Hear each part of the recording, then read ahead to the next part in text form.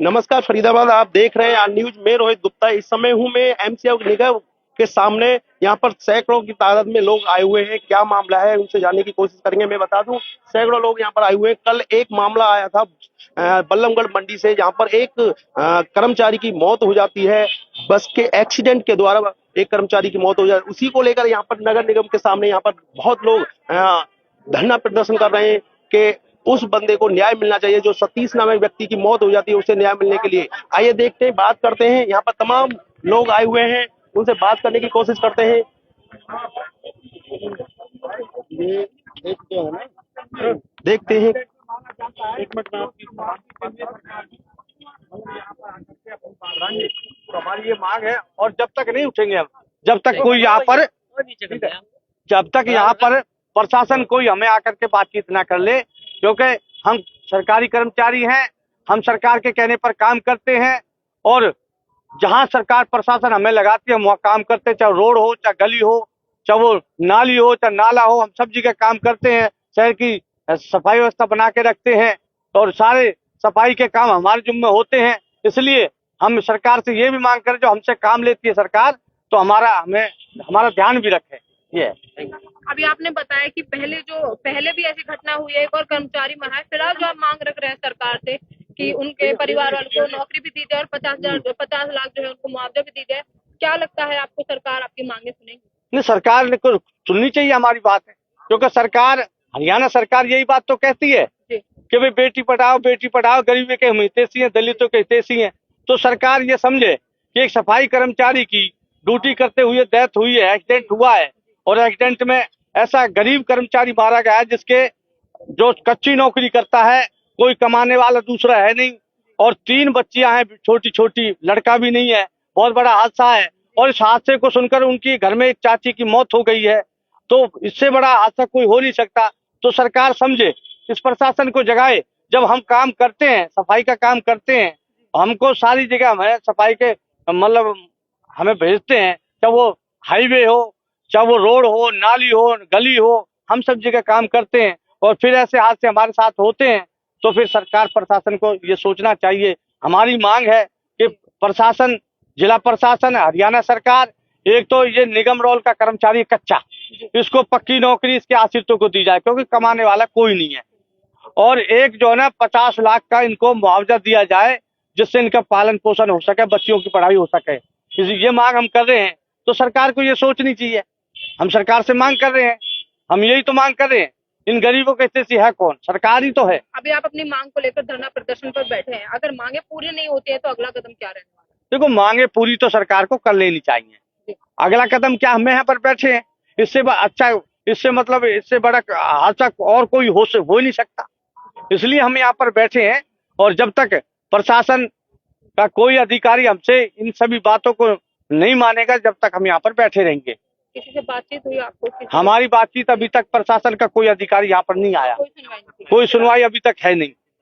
कल मतलब 3 बजे की घटना, 3 बजे की घटना आया। 3 बजे से अब तक ना तो स्वास्थ्य अधिकारी हमारे बीच में आया, ना जिला प्रशासन का कोई अधिकारी, ना कमिश्नर मैडम हमारे बीच में आई है। और सफाई के लिए हम पे इतना बड़ा दबाव है, हमारी छुट्टी वुट्टी सारी बंद कर रखी है। ना हमें कहीं शादियों में जाने दे रहे हैं, ना हम अगर बीमार हैं तो हमें मेडिकल की छुट्टी नहीं दी जा रही, जरूर छुट्टी नहीं दी जा रही। धरना प्रदर्शन पर सफाई कर्मचारी बाहर बैठे रहते हैं, उनकी भी कोई सुनवाई नहीं हो रही है। ये हम ही बैठे थे, जी जी, हम ही यहाँ पर बैठे थे गेट पर, तो जब भी कोई सुनवाई नहीं। लेकिन अब हमारे साथ इतना बड़ा हादसा होगा, फिर तो सरकार और प्रशासन समझ ले इस बात को, क्योंकि अब हमारी मजबूरी हो गई है। आए दिन मौत होती रहेंगे, तो फिर हमारा क्या होगा? ये है हमारी। क्या कहना चाहोगे? जो मांगे हमारी नगर निगम इकाई यूनियन के प्रधान ने रखी हैं, उन मांगों को लेकर के हम प्रोटेस्ट करेंगे, और मृतक सतीश सफाई कर्मचारी को न्याय मिलने तक हमारा संघर्ष जारी रहेगा। मैं उसमें दूसरी बात कहना चाहूंगा कि ये जो मौत है, एक्सीडेंट है, एक्चुअली ये मानसिक दबाव जो प्रशासन द्वारा कर्मचारियों पर दिया जा रहा है, उनकी सीएल ईएल छुट्टियां बंद कर दी गई हैं, और कर्मचारियों से रात दिन काम लिया जा रहा है। उनको प्रेशराइज किया जा रहा है, ये उस प्रेशर की वजह से हड़बड़ाहट में एक्सीडेंट हुआ और उसकी मौत हो गई।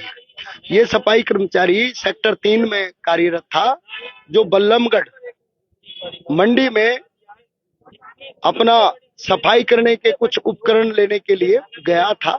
जाते समय एक्सीडेंट हो गया। और सफाई व्यवस्था की जहां तक बात है, वो प्राइवेटाइजेशन की वजह से खराब है। गुड़गांवा हो, फरीदाबाद हो, अंबाला हो या हरियाणा के अन्य शहर हो, सफाई का अब कई हिस्सों में सरकार ने बंटवारा कर दिया है। जो कर्मचारी हैं उनके हिस्से में केवल झाड़ू देना और 2 फुट से कम की नाली की सफाई करना बचा है। बाकी सारा काम घर घर से कूड़ा उठाने का, उस कूड़े को खत्ते तक पहुंचाने का, खत्ते से प्लांट तक पहुंचाने का ठेकेदारों का काम है, जो पूरी तरीके से फेल है। जो पैसा तो पालिका परिषद निगमों से लेते हैं लेकिन काम नहीं करते, और इसकी बदनामी का जो ठीकरा है वो सफाई कर्मचारियों के सर पर फोड़ा जाता है। सरकार उन पर एक्शन करती है, नो वर्क नो पे का पत्र जारी करती है, बायोमेट्रिक जारी करती है, जबकि सरकार को टोटल हरियाणा में जो प्राइवेटाइजेशन किया गया है, ठेके दिए गए हैं सफाई सीवर के, उनकी जांच करवानी चाहिए। और जो लोग इस बेईमानी में शामिल हैं, भ्रष्टाचार में शामिल हैं, उनको सख्त सजा देनी चाहिए, न कि इन गरीब सफाई कर्मचारियों के ऊपर इनको कोड़ा चलाना चाहिए, इनके ऊपर डंडा चलाना चाहिए। सरकार की तानाशाही की वजह से ये सब हो रहा है। और सफाई अभियान एक निर्धारित समय के लिए वर्ष में एक आध बार किया जाता है, ठीक है। जो रेगुलर होता है नहीं, रेगुलर तो वो काम करते ही है, फिर जब अभियान ही चलाना है तो फिर ये रेगुलर काम जो लोग कर रहे हैं इसको बंद करा दें। सफाई अभियान का मतलब है कि जब हम अभियान चलाएंगे उससे पहले सफाई के तमाम उपकरण, संसाधन, मैन पावर हम जुटा लें और फिर सफाई अभियान के लिए एक समय अवधि तय करके उसमें जुटे तो दिखाई देता है। अब हर चौथे दिन सफाई अभियान है, हर 10वें दिन सफाई अभियान है, ना झाड़ू है, ना कोलची है, ना कस्सी है, ना मैन पावर है। और जो ठेके हैं जिनका काम है कूड़ा साफ करने का शहर से, वो काम नहीं कर रहे हैं। तो ना तो शहर के लोग पूछ रहे हैं, ना सरकार पूछ रही है, और बस नारे हैं, नारे हैं, हाँ, नारे हैं भ्रष्टाचार मुक्त प्रशासन के, नारे हैं सफाई कर्मचारियों के उत्थान के। तमाम यहाँ पर लोग आए हुए हैं, आप देख सकते हैं। एमसीएफ के अंदर भी यहाँ पर लोग बैठे हुए हैं, आप देख सकते हैं। बहुत लोग यहाँ पर आप देख सकते हैं।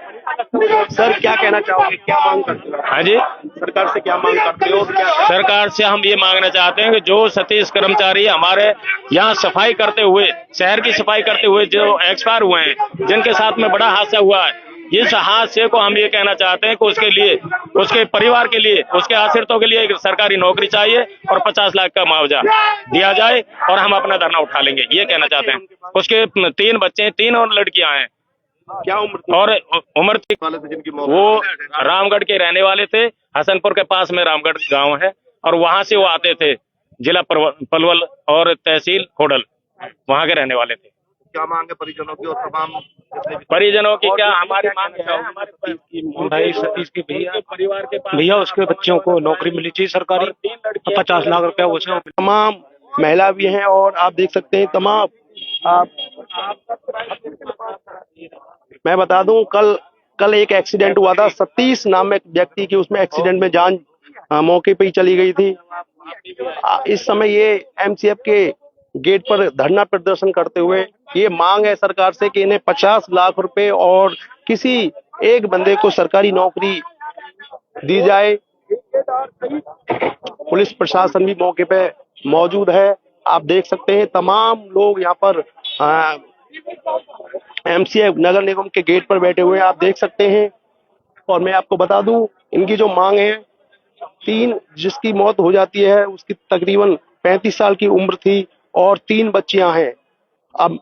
अब उनके घर में कोई कमाने वाला है नहीं है, इसी को लेकर यहाँ पर ये धरना प्रदर्शन करते हुए मैं आपको बता दूं मुख्यालय नगर निगम के गेट पर हूं मैं इस समय। जो लाइव तस्वीर आप देख सक रहे हैं, तो मैं आपको बता दूं जो भी है आगे की खबर देखने के लिए आप बने रहिए हमारे साथ। आप देख रहे हैं आर न्यूज, मैं रोहित कुमार गुप्ता, नमस्कार।